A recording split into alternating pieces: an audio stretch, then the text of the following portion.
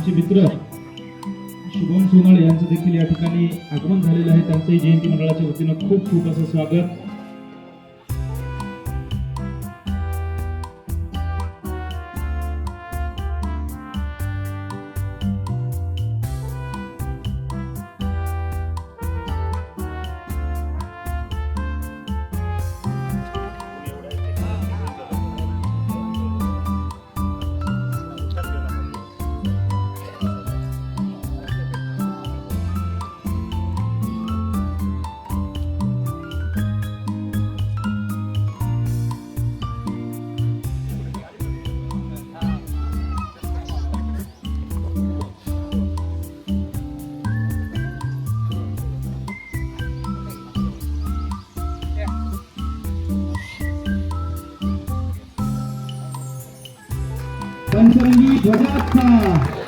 पंचरंगी ध्वजाचा विजय असो.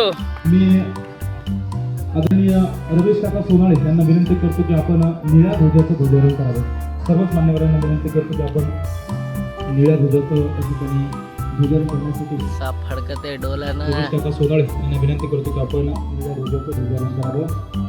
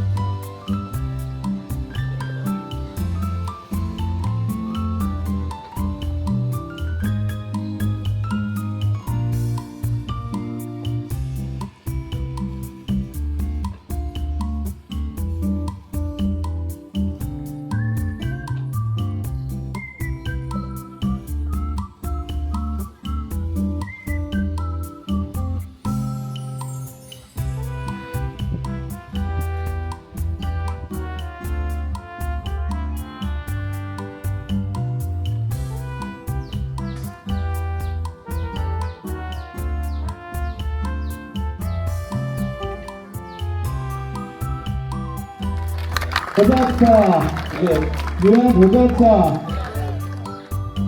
सर्व विनंती करतो या ठिकाणी आपण या विचार आता या ठिकाणी सामूहिक ग्रहण केल्या जाईल.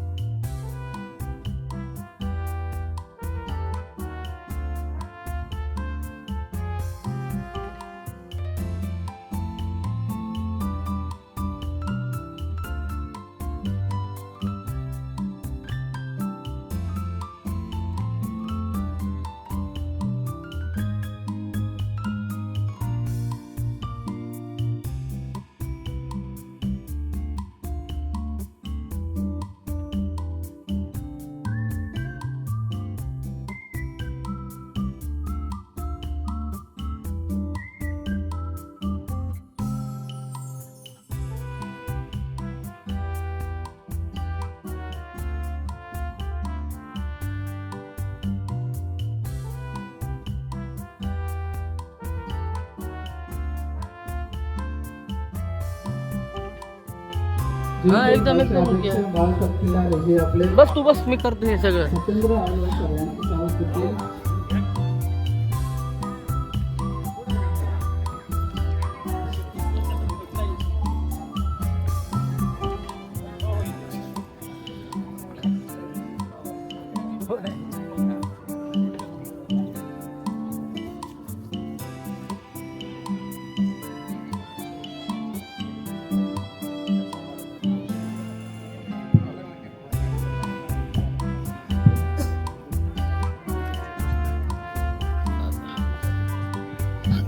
भाऊजी बे बघले की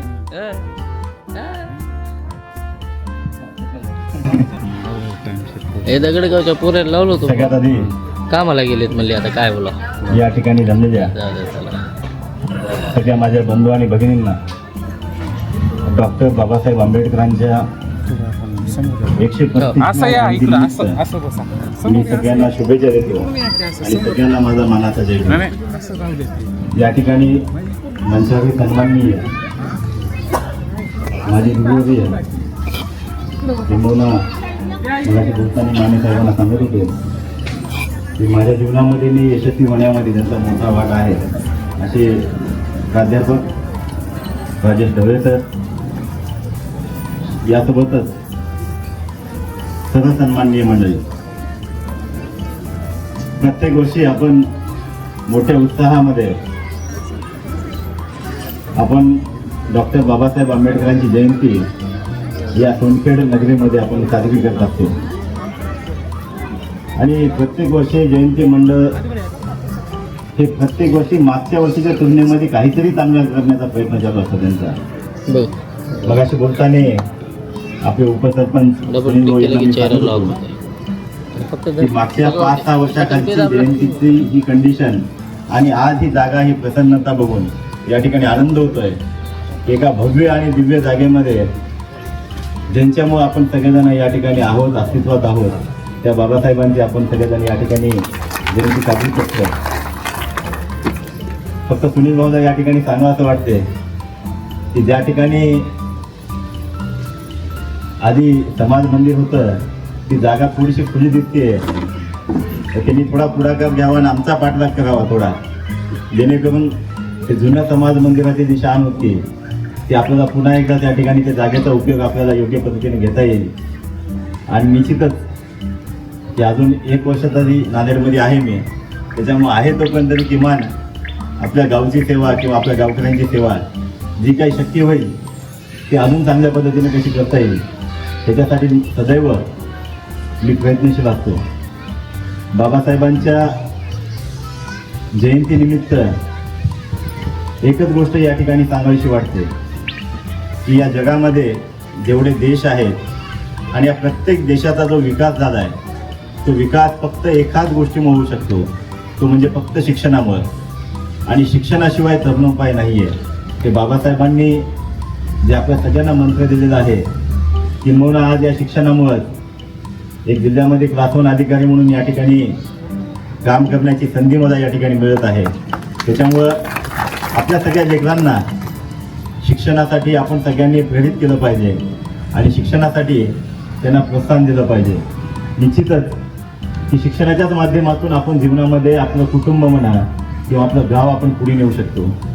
मी नेहमी सांगत असतो की लहानपणी जेव्हा तो आपण अलादीनचा चिराग आपण पाहायचं आणि तो चिराग घातल्याच्या नंतर त्याच्यातून एक जिनी बाहेर निघायचा आणि तो विचारायचा की बोला तुमची काय इच्छा आहे. आजच्या काळामध्ये या सगळ्या कोणत्याही गोष्टी शक्य नाही आहेत. आजच्या काळामध्ये एकच गोष्ट आहे की जे तुमच्या सगळ्या या ठिकाणी इच्छा पूर्ण करू शकते. या ठिकाणी जेवढे मान्यवर या मंचावर बसून आहेत ते फक्त आणि फक्त शिक्षणाच्या जोरावर या ठिकाणी या मंचावर बसून आहेत. त्याच्यामुळे आपल्या सगळ्या लेकरांना बाबासाहेबांची जयंती ही आपण आपल्या लेकरांना शिक्षणामध्ये आपण त्यांना प्रोत्साहन देणार, त्यांना पाठीमागं पाडणार नाही. किंबहुना मागच्या 7-8, 10-15 वर्षापासून आपण जयंती बघतोय आणि या वर्षीच्या जयंतीमध्ये कुठेही आंबट वास येण्यात झालाय. कदाचित ते आजूबाजूला असतील म्हणा, पण तो प्रमाण सुद्धा कमी झालंय. या ठिकाणी माझे बंधू ज्या थाटामध्ये बसून आहेत तो बघून असा आनंद होत आहे. त्याच्यामुळं या ठिकाणी पुनश्च आपल्या सगळ्यांना बाबासाहेबांची जयंती आपण शिक्षणाचं ध्येय आपण साध्य करून आपल्या लेकरांना, आपल्या मुलींना, आपल्या नातवंडांना, आपल्या घरातल्या प्रत्येक व्यक्तीला तो शिक्षणाचा अधिकार देऊन त्यांना समाजाच्या मुख्य प्रवाहात आणण्यासाठी आपण सगळ्यांनी या ठिकाणी आज बाबासाहेबांच्या जयंतीनिमित्त या ठिकाणी प्रण घेऊया. आणि पुनश्च आपल्या सगळ्यांना एकदा मी बाबासाहेबांच्या जयंतीच्या या ठिकाणी शुभेच्छा देतो आणि मंचावरील सगळ्या सन्माननीय व्यक्तींचं क्षमा मागतो की आज नांदेड जिल्ह्याचे पालकमंत्री अतुलजी सावे साहेब या ठिकाणी नांदेडमध्ये आहेत आणि उद्या 1 मेचा कार्यक्रम आहे आणि योगायोगानं तो माझा डिपार्टमेंट असल्यामुळे माझी ड्युटी त्यांच्यासोबत आहे. पण ही जयंती मला मिस करायची नव्हती ही संधी जी भेटती ह्या निळ्या ध्वजाचा आणि या निळ्या ध्वजाचं फडकवण्याचा जो मान मला भेटलाय तो मला मिस करायचा नव्हता. त्याच्यामुळं त्या शंकरराव चव्हाण सभागृहामध्ये त्यांचा कार्यक्रम चालू झाल्याच्या नंतर मी त्यांची परवानगी घेऊन इकडे निघून आलोय. त्याच्यामुळं पुनश्च आपल्या सगळ्यांना एकदा जयंतीच्या शुभेच्छा देतो आणि मला वेळेच्या थोडं आधी निघावं लागते यासाठी क्षमा मागतो आणि निघतो. आपल्या सगळ्यांना बाबासाहेबांच्या 135व्या जयंतीनिमित्त शुभेच्छा देतो आणि या जयंती मंडळाचे सगळे जे पदाधिकारी जे महिन्यांपासून जी मेहनत घेत असतात निश्चितच त्यांचं या ठिकाणी मी कौतुक करतो. आमचे अध्यक्ष आहेत आणि अध्यक्षांच्या सोबत जेवढ्या जणांनी गळ्यामध्ये आय कार्ड घातलेत त्या प्रत्येक आय कार्डवर अध्यक्षच नाव आहे. तर त्या प्रत्येक जण ह्या जयंतीसाठी तेवढाच महत्त्वाचा आहे. एकाही व्यक्तीची जर का मेहनत कमी असेल तर ती जयंती आपण आनंदाने किंवा उत्साहाने साजरी करू शकत नाही. त्याच्यामुळे जेवढे युवा मंडळी आहेत त्या सगळ्यांना मी विनंती करतो की प्रत्येक जणांनी पुढाकार घेतला या सगळ्या गोष्टीसाठी आणि आपल्याला बाबासाहेबांचे विचार जे पुढे न्यायचे त्याच्यामध्ये आपल्या सगळ्यांचं योगदान सुद्धा तेवढंच महत्त्वाचं आहे. या ठिकाणी मला हा मान दिला, सन्मान दिला त्याबद्दल आयोजकाचे या ठिकाणी मी आभार मानतो आणि या ठिकाणी थांबतो. जय हिंद, जय महाराष्ट्र, जय भीम. यानंतर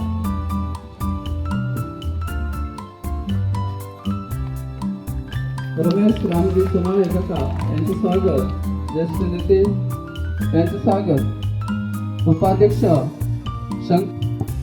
भाऊ तू जरा येऊ नको मग माहिती माझ्या 2 व्हिडिओ कापलास. यानंतर लय श्री प्राध्यापक राजेश ढवळे सर यांचे स्वागत, सचिव जयंती मंडळाचे सचिव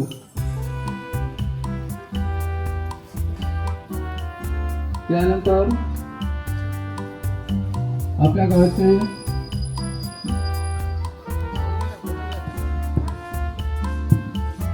उपसरपंच साहेब सुनीलभाऊ मोरे यांचे स्वागत, कोषाध्यक्ष साहेबराव किल्लारे हे करतील.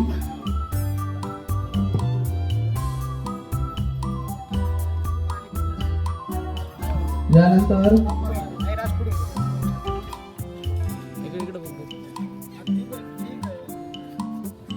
सुनीलभाऊ हटकर यांचे स्वागत,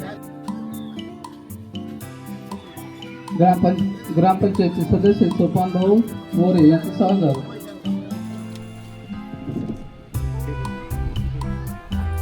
या ठिकाणी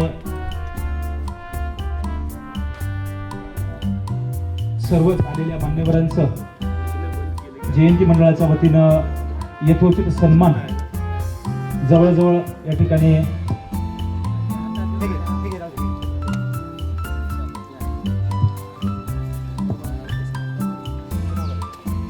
काय गरज नाही नको नको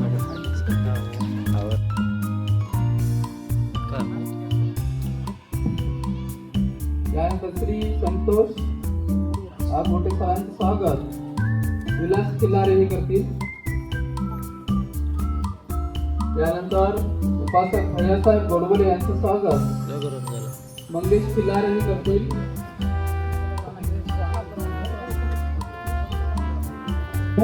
मान्यवरांचं मी खूप खूप या ठिकाणी स्वागत शब्दसुमनाने करतो आणि जयंती मंडळाच्या वतीनं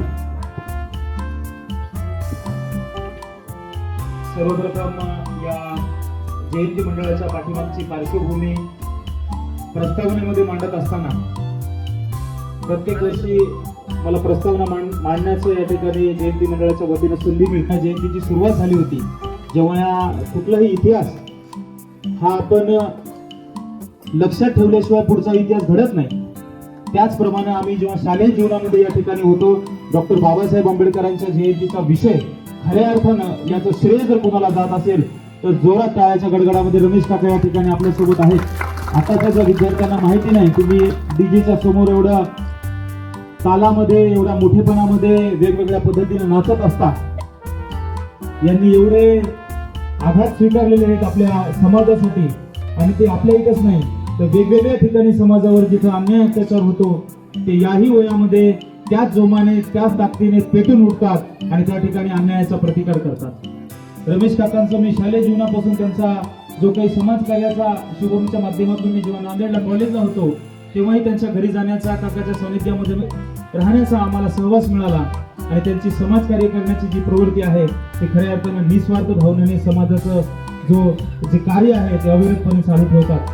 त्याबद्दल मी काका गावचा नागरिक म्हणून आपलं सर्वप्रथम या ठिकाणी खूप खूप आभार मानतो की ह्या जयंतीची सुरुवात खऱ्या अर्थानं तुम्ही असताल. पंचशील भाऊ कांबळे आज इथं नाहीये, ते आहेत, राजेश ढवळे सर आहेत, सुरेश दादा आहेत, रमेश भाऊ गोडबोले आहेत. या सर्वांनीच या सोनखेडसाठी, या सोनखेडच्या जयंतीसाठी हा फार मोठा इतिहास या ठिकाणी त्यांनी रचला आणि आज मोठ्या दिमागामध्ये या डॉक्टर बाबासाहेब आंबेडकरांच्या जीवनावरती बोलत असताना सर्व मान्यवर आपल्याकडे एवढे बुद्धिजीवी सर्व व्यक्तिमत्व आहेत, त्याचप्रमाणे तेही आपल्याला या ठिकाणी मार्गदर्शन करतील. पण प्रस्तावना म्हटले की आपल्या काही समस्या आल्या, समाजाच्या काही प्रश्न आले. भाऊ आहेतच इथं आमचे उपसरपंच सुनील भाऊ मोरे. भाऊ, आपण आमच्या या गावचे पालक आहात आणि पालकांचं कार्य आहे की त्या ठिकाणी सर्वांकडे समान लक्ष ठेवणं. ज्याप्रमाणे या भागाचा विकास व्हायला पाहिजे त्याप्रमाणे या ठिकाणी दिसत नाही. ही मागच्या वर्षी मी खंत व्यक्त केली, जिच्या पद्धतीनं छोटे प्रश्न असतात, नाल्याचा प्रश्न असेल, रस्त्याचा प्रश्न असेल, स्मशानभूमीचा प्रश्न असेल. आज आम्हालाही स्वतःची लाज वाटते जर आमच्या एखादा दुर्दैवी घटना पावसाळ्यामध्ये जर झाली तर त्या ठिकाणी जाण्यासाठी स्मशानभूमी नाही. एवढ्या मोठ्या लोकसंख्येचं गाव आपण म्हणतो, या ठिकाणी राजकारणाच्या दृष्टिकोनातून आपल्या इथं पोलीस स्टेशन आहे, सर्वच दृष्टिकोनातून, बाजारपेठेच्या दृष्टिकोनातून एवढं महत्वाचं गाव आहे, परंतु या ठिकाणी कुठल्या आमच्या भागामध्ये सोयी सुविधा नाहीत. याकडेही आपण एक समाजाचा सदस्य म्हणून आपल्याला तीही विनंती राहील, आम्हाला तुम्हाला आमच्या ज्या समस्या आहेत त्या सांगाव्या लागतील. जोपर्यंत जसं आपण म्हणतो की लेकराला रडल्याशिवाय त्याची आई दूध देत नाही, त्याचप्रमाणे आम्हालाही त्या वारंवार समस्या सांगाव्या लागतील आणि आम्हाला थोडंसं एक्स्ट्रा जास्त सांगावं लागतात, कारण प्रत्येक घटकाचं जरा दुर्लक्ष आमच्या समाजावर असतं. असं नेहमी आमची एक भावना राहिलेली आहे. असो, तुम्ही आमच्या या समस्या नक्कीच त्या ठिकाणी पुढे नेताल. आताच औलर साहेबांनी सांगितलं की या ठिकाणी हा विहाराचा विषय आहे. लोकवर्गणीतून आम्हीही त्या पद्धतीनं आमची एक जबाबदारी म्हणून एक सक्षम नागरिक झाला. बाबासाहेबांच्या पुण्याईनं आता आम्ही काही असक्षम राहिला नाही, आर्थिक परिस्थिती आमची सुधारली, परंतु एक राजकीय प्रशासक म्हणून आपणही या ठिकाणी पुढाकार घेऊन आम्हाला आपल्या जे काही मार्गदर्शन आहे असेल ते करावं आणि सहकार्य देखील करावं, अशी देखील भावना या जयंतीच्या निमित्तानं आपल्याकडून मी व्यक्त करतो. खऱ्या अर्थानं सर्वच गोष्टी या ठिकाणी आहेत, परंतु आता प्रत्येकाला लग्नाच्या तारीख आहे, प्रत्येक वेळेतला वेळ काढून या ठिकाणी आला. औदर साहेब देखील गेले आणि आता भाऊला देखील एका लग्नाला जायचं आहे. त्यानिमित्तानं माझं जे काही प्रास्ताविक आहे, प्रास्ताविकेमध्ये भाषण नसतं, त्यामुळं मी या ठिकाणी अधिकचं काही बोलणार नाही, महामानवांच्या जीवनावर देखील बोलणार नाही. फक्त एवढंच आहे की प्रत्येक जण या जयंतीमध्ये ट्रेंड झाला की जयंती नाचून वाचून ठीक आहे, आता सगळ्या गोष्टी, पण ते ही शिकणारी जमात जर आपण सगळ्या विचार केला तर जागतिक दृष्ट्या एक विक्रम झालाय की सगळ्यात जास्त बौद्ध समाज ही ग्रंथाची पुस्तकाची खरेदी करत असतो. त्याच्यामुळं कोण समाज माध्यमावर सल्ले देतो की जयंती नाचून वाचून, सगळ्यात मोठा वाचणारा समाज हा बौद्ध समाज आहे. आज मला या खऱ्या अर्थाने या ठिकाणी या जयंतीच्या निमित्तानं 100% 364 दिवस आमचे विद्यार्थी वाचत असतात, वैचारिक असतात, कारण त्यांच्या वाट्याला लहानपणापासून संघर्ष आलेला आहे. प्रत्येकाच्या घरामधली जी परिस्थिती आहे ती वेगळी आहे, त्यामुळे तो नाचण्याचा एक जल्लोष आहे. आता प्रत्येकाला वाटते एक दिवस आपण ठीक आहे, बाबासाहेब आंबेडकरांची जयंती आहे आणि ती नाचून झालीच पाहिजे. आता आमचे AP माने साहेब आहेत, त्यांच्यासोबतही आमच्या अनेक बैठकी झाल्या, त्यांचं मार्गदर्शनही आम्हाला लागलं, त्यांच्या वेळोवेळी ज्या सूचना आहेत आणि प्रशासक म्हणून त्यांचेही सामाजिक जी काही जबाबदारी आहे त्यांनी त्या पद्धतीने सांगितलं. साहेबांचं देखील आम्हाला मोठं सहकार्य या ठिकाणी माने साहेबांचं लागलं, त्यांचंही मी या ठिकाणी आभार व्यक्त करतो. आणि असंच सहकार्य सर्वच या ठिकाणी समाज बांधवांना या पुढेही अविरत असंच सुरू व्हावं, असंच माझ्या या प्रस्तावित छोट्याखानी या प्रस्ताविकेच्या माध्यमातून सांगतो आणि वाढलेलं माझं हे जे प्रस्ताविक आहे ते संपवतो. जय भीम. यानंतर सोनखेड नगरीचे उपसरपंच माननीय सुनील भाऊ मोरे यांना विनंती करतो की आपण या ठिकाणी आपलं शुभेच्छा रूपी मनोगत या ठिकाणी व्यक्त करावं. शिक्षण आहे, शिक्षण आपण घ्यावं, आपल्या समाजाने घ्यावं. त्यासाठी त्यांनी त्यांच्या आयुष्यामध्ये काही, मला वाटतं डॉक्टर बाबासाहेब आंबेडकरांनी त्यांच्या खूप कमी वयापासून ते शेवटच्या दिवसापर्यंत शिकत राहिले.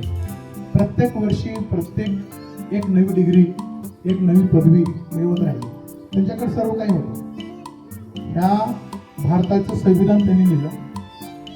भारताच्या पहिलं जे गव्हर्नमेंट झालं भारतीय केंद्र सरकार, त्या सरकारमध्ये स्वतः मंत्री होते. हे असताना सुद्धा त्या उंचीवर गेल्यावर सुद्धा त्या माणसांनी, त्या महामानवांनी शिक्षण सोडलं नाही. म्हणून मला पुन्हा एकदा सांगायचं आहे, थोड्या वेळापूर्वी अवलवार साहेबांनी सांगितलं की त्यांनी या ठिकाणी आले किंवा क्लास 1 अधिकारी शिक्षणामुळे होऊ शकले. हां, मी बऱ्याच वेळेस अमोल असेल किंवा बाळू असेल यांच्या बऱ्याच बैठका झाल्या माझ्यासोबत त्या ठिकाणी. मला मी ते सांगत होते की बाबांनो, जर आपण आपल्या समाजाला बघायला गेलं तरी इतका मोठा समाज आहे, वर्ग आहे, ना शेती ना भाडी. हे खरं आहे. ठीक आहे, पाठीमाग काहीच नाही आहे तुमच्या. असं आहे की बाबा दोन मुलं आहेत घरामध्ये आणि तो निश्चिंत राहील आता, असं नाही आहे. तुम्ही मुलं शिकले, मुलगी शिकली, काय बनली तर भविष्य, नाहीतर काही नाही. लक्षात घ्या, तुम्हाला फक्त नॉलेज आणि शिक्षणच तारणार आहे. बाकी गोष्टी काहीच फायदा नाही आहे. आज जग पुण्यात बघा तुम्ही, चंद्रावर घरे गेलेत लोक, मंगळावर घरे गेलेत. ॲलन मस्क म्हणून आहे, हां, त्यानं रॉकेट काढले, डायरेक्ट तिथं फ्लॅट, मंगळावर फ्लॅट आहेत त्यांचे लोकांचे, त्या ठिकाणी लोक चालले. आणि आपण काय करतो? ह्याच्यातून जर बाहेर पडत असेल तर तुम्हाला शिक्षण घ्यावं लागेल. मी आम्हाला कधी सांगितलं, बाबा तुम्ही जर ही चळवळ 20 वर्षापूर्वी चालू केली असेल, अवलवार साहेब जर 20 वर्षापूर्वी चळवळ चालू केली, त्यांनी शिक्षण चालू केलं, तर त्यांनी आता कुठे या पदावर आहे. तर माझं म्हणणं आहे, तुम्ही एक मनाशी गाठ बांधा. तुमच्या प्रत्येक घरामध्ये येणाऱ्या 10 वर्षामध्ये, 15 वर्षामध्ये, 20 वर्षामध्ये एक क्लास 1 अधिकारी पाहिजे किंवा एक तरी नोकरदार पाहिजे. कारण की मग दुसरा काहीच पर्याय नाहीये, पाठीमागे काहीच नाहीये. ठीक आहे, तर आपण कुठं या महामानव जयंती साजरी करतो ते पाळायला लागणार आहे. त्याचा काही उपयोग नाहीये. या गोष्टी चालत्या, आतापर्यंत जयंती साजरी केलो, आणखी 100 वर्ष साजरी करू. जोपर्यंत एखाद्या विचारानं तुमच्या परिस्थितीमध्ये बदल होणार नाही, तो विचार हा सक्सेस नाही किंवा त्या विचाराचं फलित मिळणार नाही. जर डॉक्टर बाबासाहेब आंबेडकरांनी एक चळवळ चालू केली, एक विचार दिला ह्या समाजाला पुढे घेऊन जाण्यासाठी, त्या काळची परिस्थिती खूप वेगळी होती. त्या वेळची परिस्थिती, काळ वेळ बघून त्यांना काही निर्णय घ्यावे लागले, त्या काळात योग्यच होते. आताची काळ वेळ आणि परिस्थिती खूप चेंज आहे. त्यावेळेच्या समस्या, त्यावेळेसचे आव्हानं, त्यावेळेसची चॅलेंजिंग खूप वेगळे होते. आताची आव्हानं, आताची समस्या आणि आताची चॅलेंजिंग खूप वेगळी आहे. लक्षात घ्या, इथं माझ्या माता भगिनी बसली. 20 वर्षापूर्वीची घरची परिस्थिती, काही लोकांना जेवायला मिळत नसेल, कोणाच्या घरात 2 व्हीलर नसेल, लाईट नसेल, बरोबर आहे का, मोबाईल तर माहीत पण नसेल 20 वर्षापूर्वी. आता ती परिस्थिती आहे का? आता सर्वांच्या घरामध्ये लाईट आहे, 2 व्हीलर आहे, काही ठिकाणी 4 व्हीलर आहे, TV आहेत, प्रत्येकाकडे मोबाईल आहे. परिस्थिती सुधारली आहे. परंतु जगाच्या हातात हात घालून चालायचं तर आज जग खूप पुढे गेलेलं आहे आणि आपल्या गरजा खूप वाढलेल्या आहेत. पहिलं समजा 10,000मध्ये सर्व घर भागायचं किंवा 2,000मध्ये घर भागायचं, आज ती 10 ते 15, 20 ते 20,000 खर्च आहे घराचा, एका 4 ते 5 लोकांच्या घरांचा. म्हणजे काय झालंय, आपलं स्टँडर्ड ऑफ लिव्हिंग वाढलेलं आहे. स्टँडर्ड ऑफ लिव्हिंग वाढला असेल तर आपल्याला काय करावं लागेल? मी असं बघतो साहेब, या ठिकाणी आपलं पोलीस लाईन आहे, पडकी पोलीस लाईन आहे. मी नेहमी बघतो त्या ठिकाणी 20-25 मुलं बसून असतात दिवसभर. एज गट 10 वर्ष ते 30 वर्षापर्यंत असते. ही कंडिशन आहे. हे सुधारणार कोण?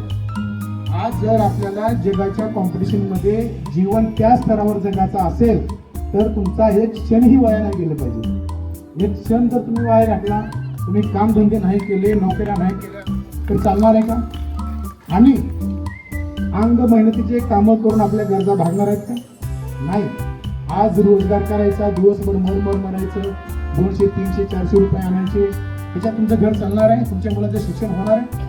आज कुठली कंडिशन आहे, आज काय चॅलेंज आहे, त्याला तुम्ही फक्त शिक्षण घेऊन आणि काहीतरी आपल्या मुलाला बनवूनच तुम्ही फेस करू शकता. येणारी परिस्थिती यापेक्षा वाईट येणार आहे.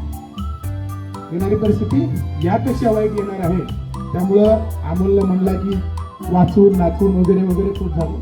ठीक आहे, हे का शेवटी प्रत्येकाचं बघण्याचा दृष्टिकोन आहे. आपण त्या विषयाला कुण्या दृष्टीने बघतो.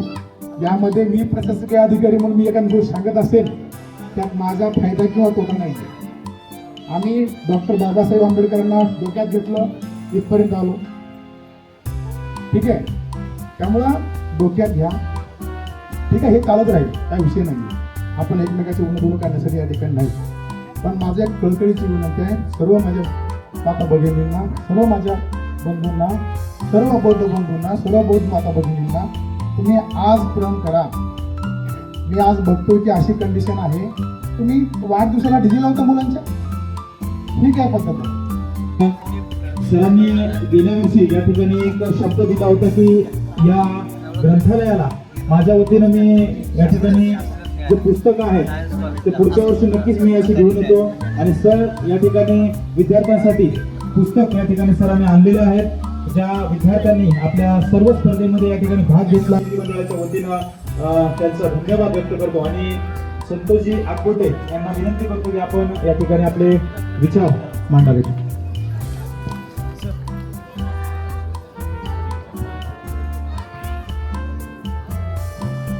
ज्यांच्यामुळं आज एवढी आमच्यामध्ये जे आहे की लय बळ आलं आमच्या दुबळ्या पोरात, असे आमचे आदरणीय रमेशजी काका सोनाळे यांना विनंती करतो की काका खूप वर्षाच्या नंतर आपण या ठिकाणी आलात.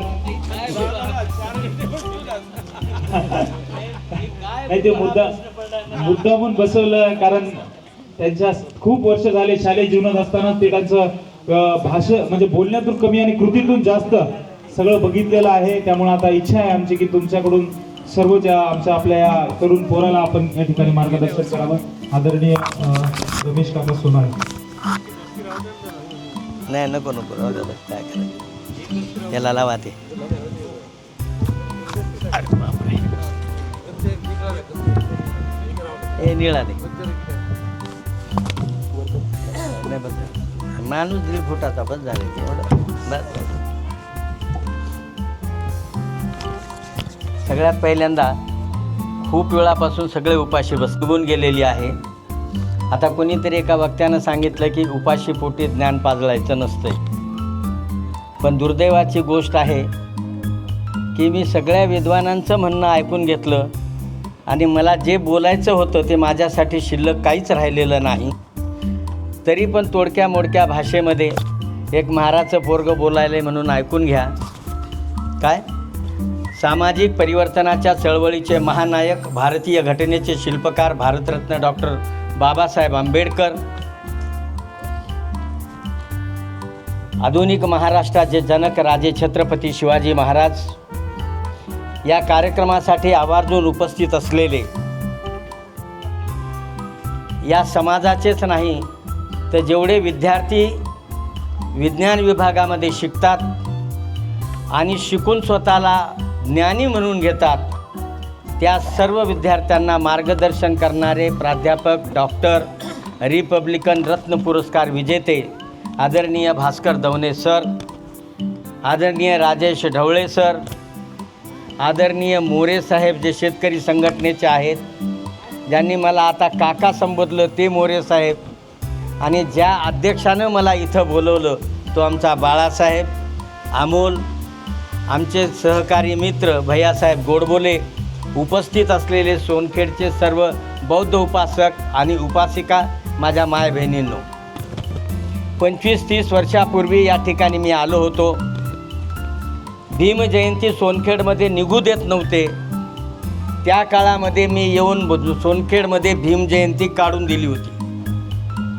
आणि त्यावेळेस नांदेड जिल्ह्याचे कलेक्टर राधेश्याम मोपलवार आणि SP फतेहसिंह पाटील होते. आमच्यावर दगडाचा वर्षाव करण्यासाठी या सगळ्या रस्त्यावर असे कुप्पेच्या कुप्पे दगडाचे करून ठेवले होते. आमच्यावर दगडाचा प्रहारसुद्धा झाला होता.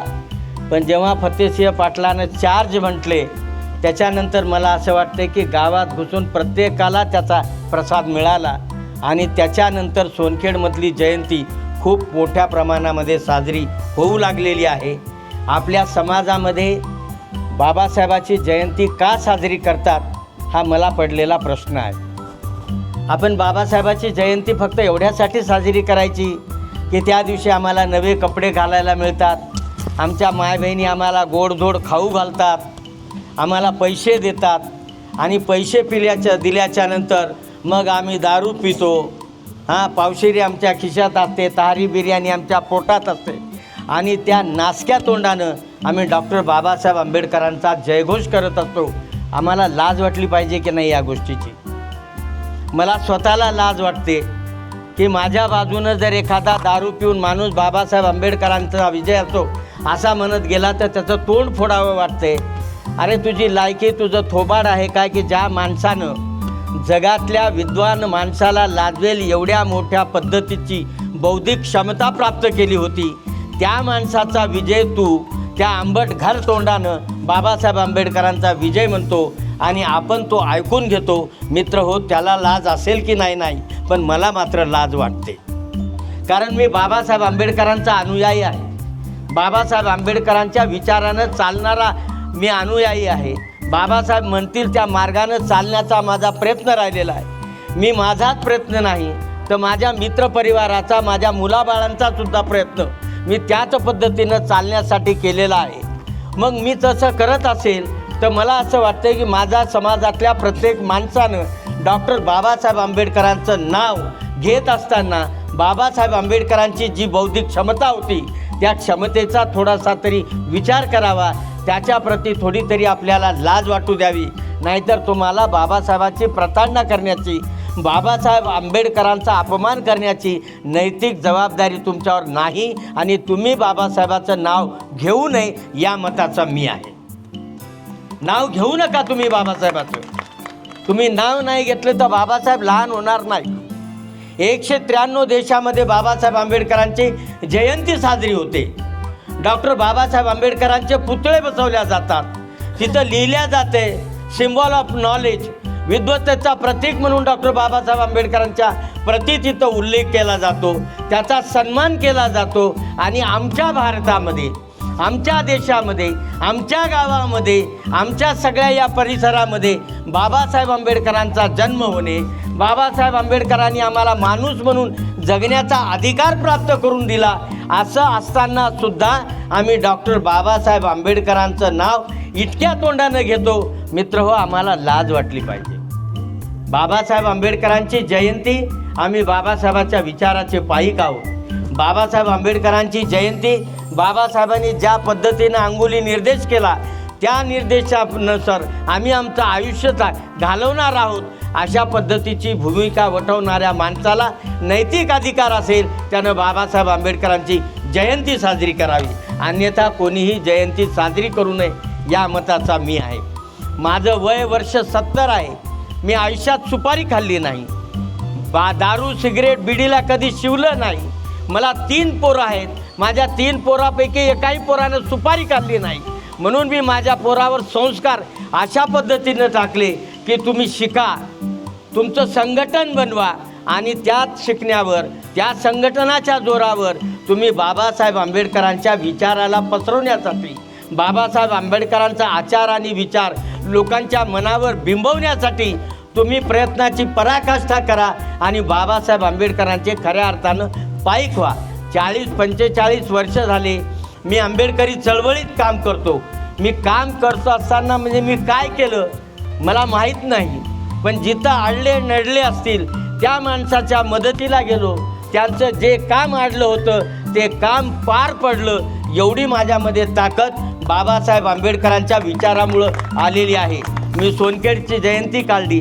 आमच्या पावडेवाडीला जयंती होत नव्हती, घरात घुसून जयंती काढली मी. विश्वास नागरे पाटलाला तिथं घेऊन जाऊन प्रत्येक घरावर बंदूक घेऊन माणूस उभा केला आणि ग्रामपंचायतीपर्यंत वाजत गाजत बाबासाहेब आंबेडकरांचा जयघोष करत त्या ठिकाणी मी जयंती काढली. आसदवनला जयंती होऊ नये याच्यासाठी आपल्या महिलांच्या घरामध्ये पत्र काढून, कौलारू काढून लोकांनी उड्या मारल्या आणि अतिशय अश्लील भाषेत शिव्यागाळ्या केल्या. मी 43 लोकांवर अट्रॉसिटी दाखल केली.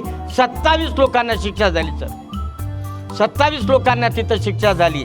नांदेडमध्ये मी गोदावरी नदीच्या काठेला गुरुता गद्दीच्या काळामध्ये 22 कोटीचं काम करून घेतलं सर. भीमघाटला कवट्यामध्ये 2 ते 2.5 कोटी रुपयाचं विहार मी तिथं बांधून घेतलं.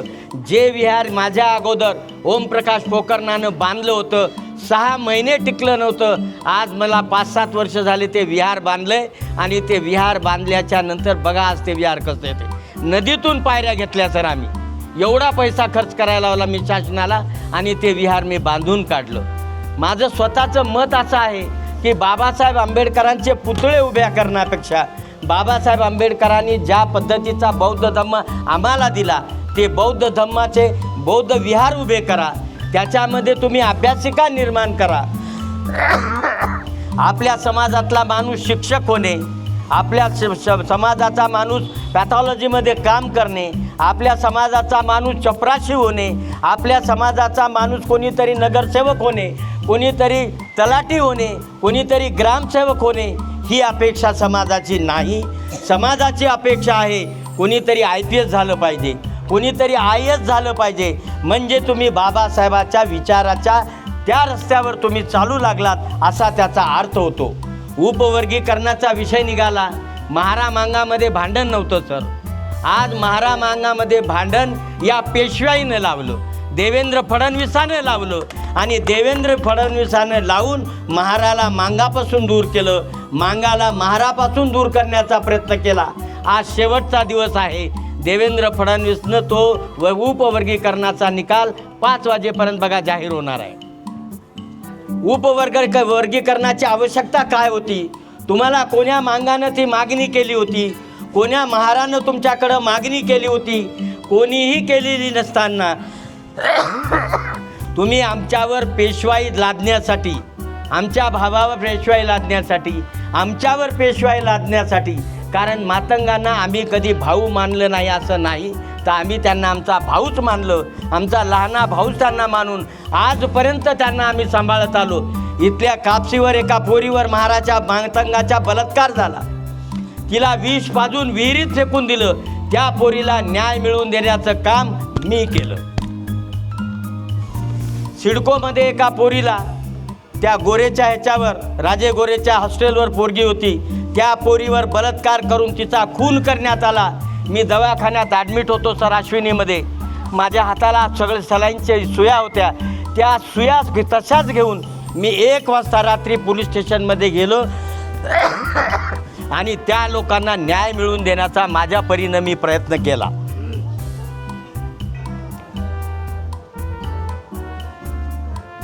आपल्याला ढवळे सरांनी इतिहास सांगितला, मोरे सरांनी इतिहास सांगितला. शेतकरी आंदोलनाचा प्रत्येक कार्यकर्ता हा बोलका राघू असतो. या मोरे सरांनी अतिशय सुंदर भाषण केलं. सर, लहानपणी मी वक्तृत्व स्पर्धेमध्ये भाग घ्यायचा. मी महाराष्ट्रातून पहिला आलेला आहे. वक्तृत्व स्पर्धेमध्ये मी भाग घेत होतो. मी महाराष्ट्रातून अनेकदा पहिला आलेला आहे. तरी पण मला असं वाटतं की मी या मोरेला सलाम केला पाहिजे. अतिशय सुंदर भाषेमध्ये विषयाला अनुरूप असा शब्दप्रयोग करणे आणि आपल्या भाषणाचा प्रभाव समोरच्या श्रोत्यावर पडला पाहिजे, अशा पद्धतीची मानसिकता, अशा पद्धतीचं गांभीर्य त्यांच्या वक्तृत्व कलेतून मला मिळालं. मला असं वाटतं की जर मराठा समाजाचा माणूस आपल्याला ज्ञान देत असेल तर त्याच्यामध्ये बाबासाहेबाच्या प्रती एवढी ज्ञानार्जन त्याच्याकडं साठलेलं असेल तर हे ज्ञान आपल्याकडं का नाही याचा विचार तुम्ही करा. बाबासाहेब आंबेडकर वाचला पाहिजे, बाबासाहेब आंबेडकर शिकला पाहिजे, बाबासाहेब आंबेडकर आत्मसात केला पाहिजे, तरच आपण बाबासाहेब आंबेडकरांचे चेले, तरच आपण बाबासाहेब आंबेडकरांचे अनुयायी होऊ शकतो. अन्यथा आपल्याला बाबासाहेब आंबेडकरांचं नाव घेण्याचा नैतिक अधिकार नाही. मी जेव्हा पहिल्यांदा इथं भीम जयंतीला आलो होतो तेव्हा माझ्या मायमावल्यांना मी सांगून गेलो होतो की भीम जयंतीच्या दिवशी ज्या पद्धतीने नवे कपडे तुम्ही घालता, घरात गोडधोड तुम्ही खायला करता, तशाच पद्धतीनं तुम्ही तुमच्या लहान लेकरापासून मोठ्यापर्यंतच्या लेकरांना बाबासाहेब आंबेडकरांवर लिहिलेलं किंवा बाबासाहेब आंबेडकरांनी लिहिलेलं पुस्तक तुम्ही त्यांना वाचायला द्या आणि पुढच्या भीम जयंतीला याच मंचावर त्याला येऊन भाषण करायला सांगा की तू जेव्हा पुस्तक वाचलास त्या पुस्तकाचा तुझ्यावर किती प्रभाव पडला हे तू इथं दाखव लोकांना. जोपर्यंत तुम्ही त्याची परीक्षा घेणार नाही, त्याला तपासणार नाही, आपलं पोरगं पुस्तकापासून दूर जाईल, आपलं पोरगं दारूच्या आहारी जाईल, सिगरेटच्या आहारी जाईल, गांजाच्या आहारी जाईल. माझा एक प्रश्न आहे सर, टाटा, बिर्ला, अंबानी जगातले सगळ्यात श्रीमंत म्हणून ओळखले जातात. एका तरी टाटा, बिर्ला, अंबानीच्या पोराला तुम्ही दारू पिऊन रोडवर पडलेला बघितला काय? त्यांच्याकडं तर माकूल पैसा आहे, त्यांना पैशाची कमी नाही. एकही टाटा बिर्लाचं पोरगं दारू पिऊन रोडवर पडलं नाही, ते एकही पोरगं पोरीच्या मागं लावून आपली जिंदगी बर्बाद केली नाही.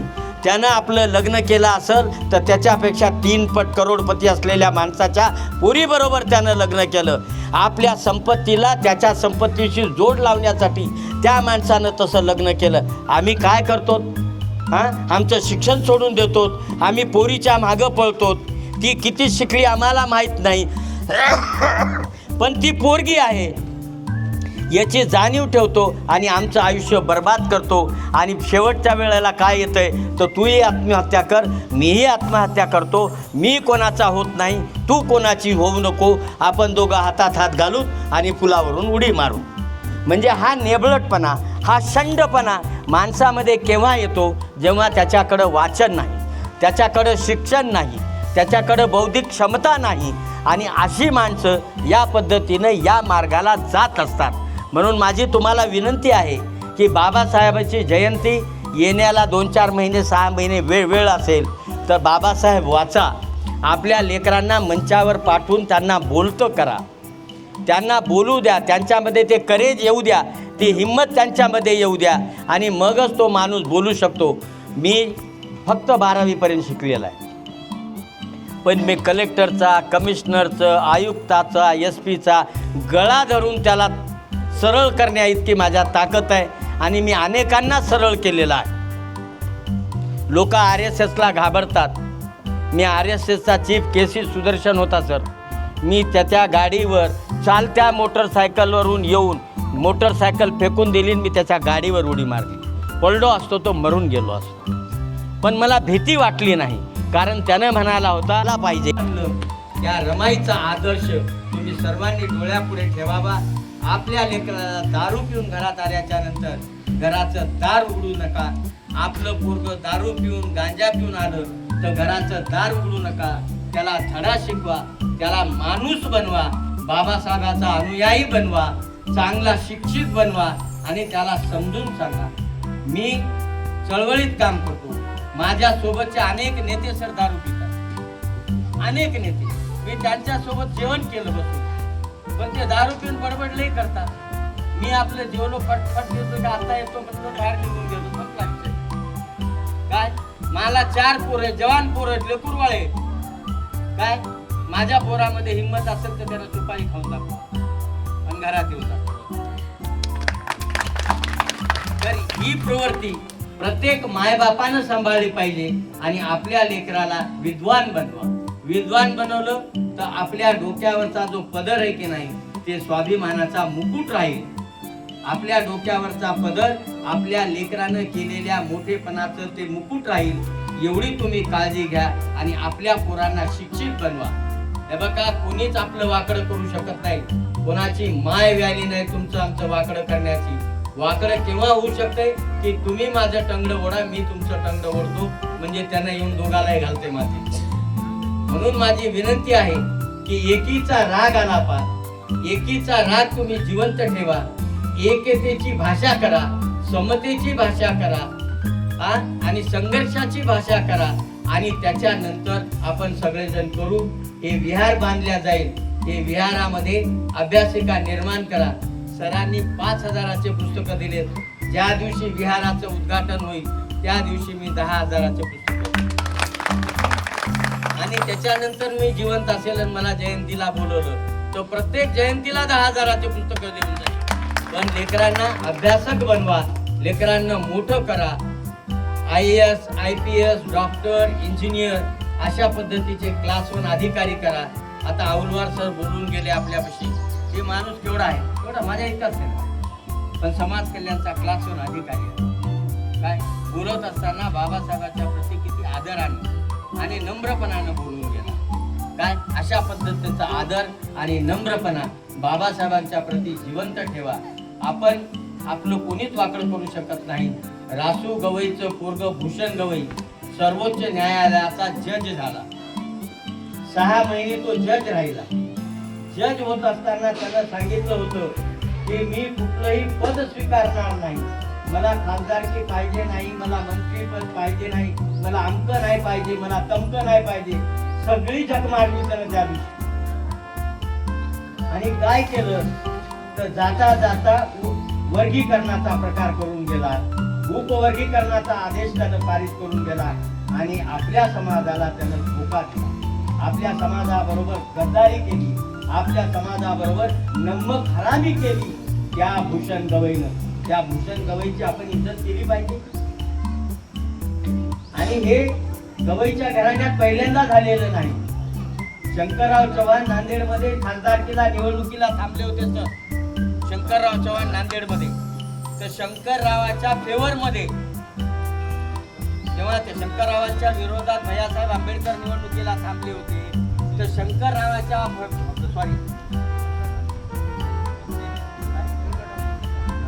त्यांच्या फेवरमध्ये यांनी काय केलं तर मामा येवलेनं भैयासाहेब आंबेडकरांची जिवंतपणी अंत्ययात्रा काढली.